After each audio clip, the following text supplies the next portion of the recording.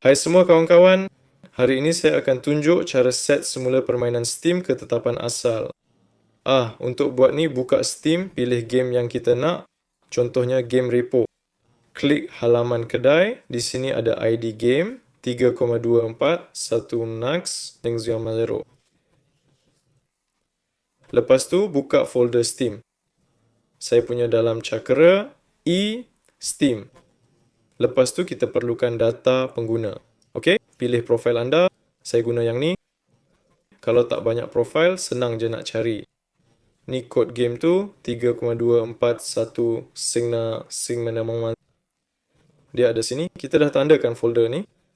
Sebelum padam, pergi ke tetapan game, sifat, matikan Steam Cloud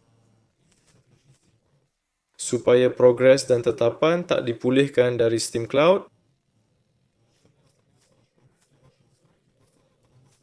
Matikan je, lepas tu boleh padam folder dan main game dengan tetapan asal. Terima kasih, tonton, like dan subscribe channel ya. Semoga hidup bahagia. Jumpa lagi semua.